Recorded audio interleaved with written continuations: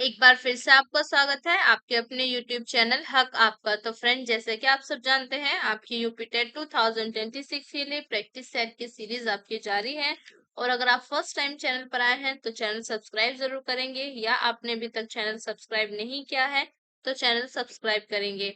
तो शुरू करते हैं अपनी आज की क्लास और अपने आज के प्रैक्टिस सेट को। तो फर्स्ट क्वेश्चन है हमारा, निम्नलिखित में से कौन हिंदी शिक्षण का उद्देश्य है? बालकों को मानव स्वभाव एवं चरित्र के अध्ययन का अवसर प्रदान करना, ज्ञान क्षेत्र तथा विवेक का निरंतर विकास करते हुए चरित्र निर्माण करना, बालकों के शब्दों, वाक्यांशों तथा लोकोक्तियों आदि के कोश में वृद्धि करना, या आपका उपयुक्त सभी। तो करेक्ट आंसर आपका ऑप्शन डी यहाँ पर हो जाएगा, उपयुक्त सभी। बालकों को मानव स्वभाव एवं चरित्र के अध्ययन का अवसर प्रदान करना, ज्ञान क्षेत्र तथा विवेक का निरंतर विकास करते हुए चरित्र निर्माण करना, और आपके बालकों के शब्दों, वाक्यांशों तथा लोकोक्तियों आदि के कोश में वृद्धि करना, तीनों ही आपके हिंदी शिक्षण के उद्देश्य हैं। ऑप्शन डी आपका करेक्ट आंसर है। नेक्स्ट आता है हमारा, भाषा शिक्षण में श्रव्य दृश्य साधनों के प्रयोग से कौन सा लाभ होता है? अनुभव की सीमा का विस्तार होता है, शिक्षण में प्रभाविकता आ जाती है, सीखना स्थायी हो जाता है, या आपका उक्त सभी। तो करेक्ट आंसर आपको ऑप्शन डी हो जाएगा, उक्त सभी।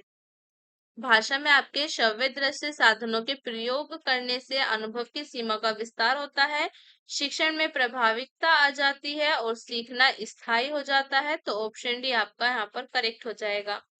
नेक्स्ट आता है हमारा, दिए गए गद्यांश को पढ़कर निम्नलिखित प्रश्नों का सही विकल्प छाटे। तो यहाँ पर आपको दिया गया है पैरा, जिसे आपको रीड करने के बाद क्वेश्चंस के आंसर यहाँ पर करने हैं। मौन का अर्थ है ना बजना, शांत, चंचल, या आपका व्याकुल। तो करेक्ट आंसर क्या हो जाएगा? करेक्ट आंसर हो जाएगा आपका ऑप्शन ए, ना बजना। मौन का अर्थ क्या है आपका? ना बजना। नेक्स्ट आता है हमारा, नीरजा से उद्धत इस कविता का आशय है, न जाने क्यों उनकी हृदय तंत्री बज नहीं रही, दुखों से आपूरित हृदय तथा नेत्रों के अश्रुमय होने के बावजूद वीणा मौन क्यों है, विरह व्यथा करी कसक तन मन को व्याकुल बना रही है, फिर भी आहें नहीं भरी जाती, रहस्य प्रकट करने में न जाने में क्यों असमर्थ हूँ, या आपका इनमें से कोई नहीं। तो करेक्ट आंसर यहाँ पर आपका ऑप्शन ए हो जाएगा, न जाने क्यों, न जाने आज क्यों उनकी हृदय तंत्री बज नहीं रही। नेक्स्ट है, इस कविता का उपयुक्त शीर्षक होगा थकित तन, आज क्यों तेरी वीणा मौन, कोमल हृदय, या आपका मौन वीणा का रहस्य। तो करेक्ट आंसर आपका ऑप्शन बी हो जाएगा, आज क्यों तेरी वीणा मौन। तो ऑप्शन बी आपका करेक्ट आंसर है। नेक्स्ट है, कवित्री के बारे में यह निर्विवाद सत्य है कि वह सर्वोत्कृष्ट कवित्री थी, साधना में दूसरी मीरा थी, और भी दोनों, या आपके सुप्रसिद्ध छायावादी कवित्री थी। तो करेक्ट आंसर क्या हो जाएगा यहाँ पर आपका? ऑप्शन बी, साधना में दूसरी मीरा थी। कवित्री के बारे में आपका कौन सा कथन सही है? तो वो आपका दूसरा कथन सही है कि वो साधना में दूसरी मीरा थी।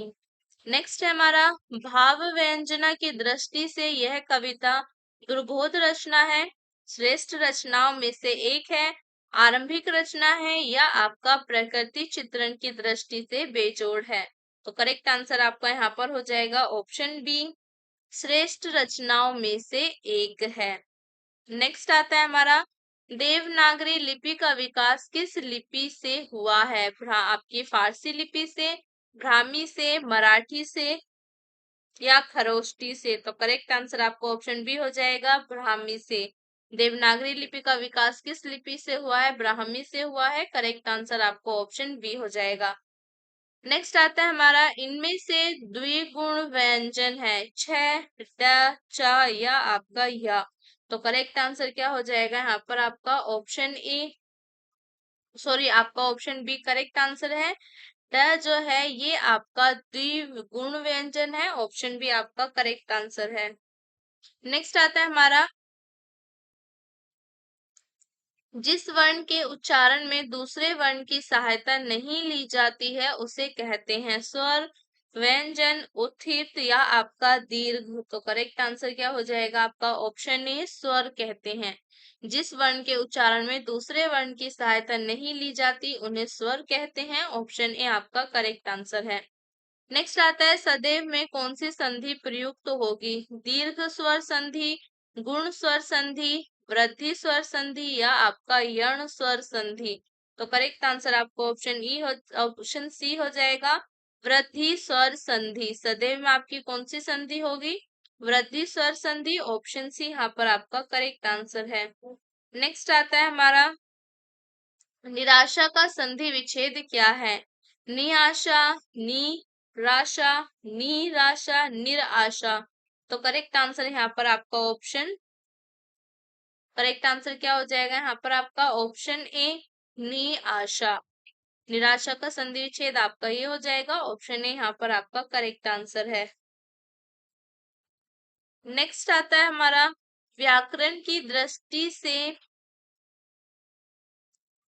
शुद्ध शब्द है तीता, अभिषेक, क्षत्रिय या आपका मच्छर। तो यहाँ पर आपका करेक्ट आंसर क्या हो जाएगा? ऑप्शन डी मच्छर जो है ये आपका व्याकरण की दृष्टि से शुद्ध शब्द है। नेक्स्ट है रातों रात में कौन सा समास है? तत्पुरुष, बहुव्रीहि, अव्ययीभाव या आपका द्वंद्व समास। तो करेक्ट आंसर आपको ऑप्शन सी हो जाएगा, रातों रात में आपका अव्ययीभाव समास है।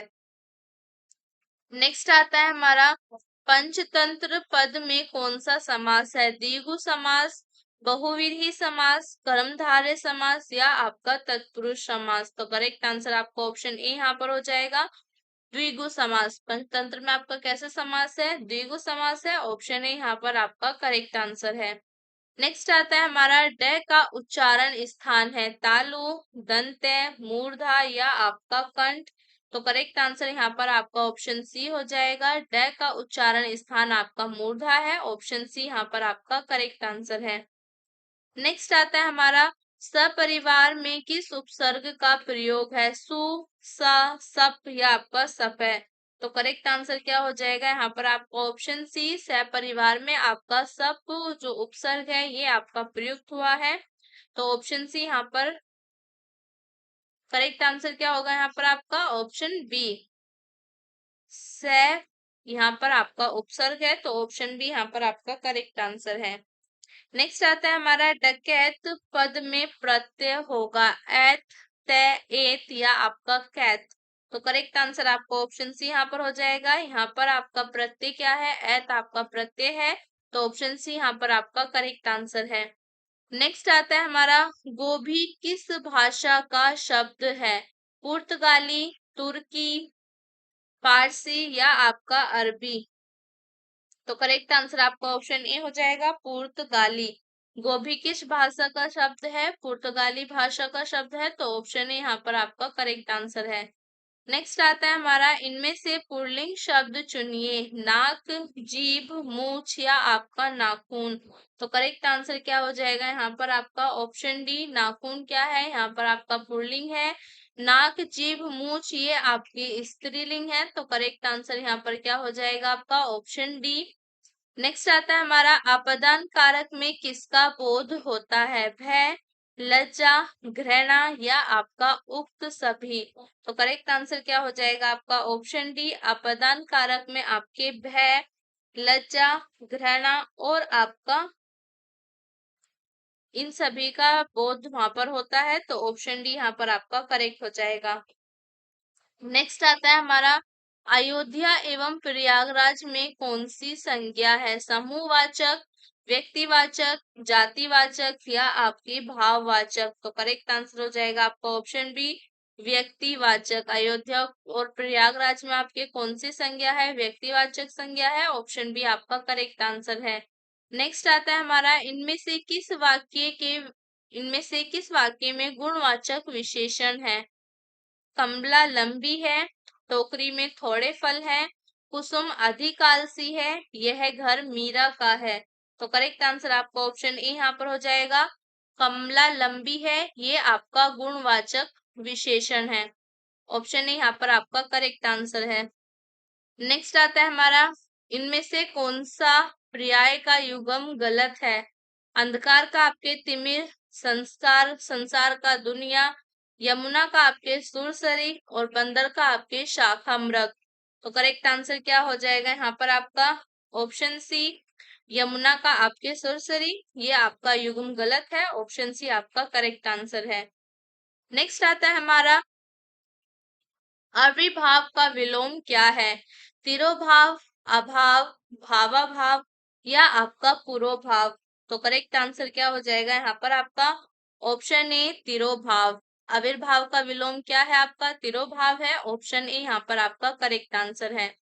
नेक्स्ट आता है हमारा, तद्भव और तत्सम की दृष्टि से गलत जोड़ा है। अर्पण, अर्पण, तलवार, तरवारी, गड्ढा, गर्त, तंडुल आपका चावल। तो करेक्ट आंसर यहाँ पर आपका ऑप्शन डी हो जाएगा, ये आपका गलत है। नेक्स्ट आता है हमारा, निम्न में से कौन सा युग्म गलत है? काजल की कोठरी, कलंकित होने का स्थान, कच्चा चिट्ठा खोलना, सब भेद खोल देना, दाल न गलना, नकली दाल होना, मुंह फैलाना, लालच करना। तो करेक्ट आंसर क्या हो जाएगा यहाँ पर आपको? ऑप्शन सी, दाल न गलना यानी नकली दाल होना, ये आपका गलत है। तो ऑप्शन सी यहाँ पर आपका करेक्ट आंसर हो जाएगा। नेक्स्ट आता है हमारा, हिंदी रचनाकारों में प्रेमघन किसे कहा जाता है? भिखारी दास, बद्री नारायण चौधरी, रामधारी सिंह दिनकर या आपके चंद्रधर शर्मा। तो करेक्ट आंसर आपका ऑप्शन बी यहाँ पर हो जाएगा, बद्री नारायण चौधरी। प्रेमघन किसे कहा जाता है हिंदी रचनाकारों में? बद्री नारायण चौधरी को। ऑप्शन बी यहाँ पर आपका करेक्ट आंसर हो जाएगा। नेक्स्ट आता है हमारा, अजो तरियोना ही रहियो श्रुति सवेद इक रंग में अलंकार है। श्लेष, उत्प्रेक्षा, रूपक या आपका यमक। तो करेक्ट आंसर आपका ऑप्शन ए हो जाएगा, उक्त पंक्तियों में आपका श्लेष अलंकार है। नेक्स्ट आता है हमारा, पद्मावत महाकाव्य के रचनाकार हैं केशव दास, तुलसीदास, नाभादास या आपके जायसी। तो करेक्ट आंसर हो जाएगा आपको ऑप्शन डी, पद्मावत महाकाव्य के रचनाकार कौन है आपके? मलिक मोहम्मद जायसी। तो ऑप्शन डी यहाँ पर आपका करेक्ट आंसर है। तो यहाँ पर हमारी आज की क्लास खत्म होती है। आई होप आपको क्लास अच्छी लगी होगी। तो लाइक करना, ज्यादा से ज्यादा शेयर करना और कमेंट कर जरूर बताना कैसी थी आज की क्लास। मिलते हैं नेक्स्ट क्लास में न्यू प्रैक्टिस सेट के साथ, न्यू क्वेश्चंस के साथ। चैनल को सब्सक्राइब करना मत भूलना। तब तक के लिए बाय बाय।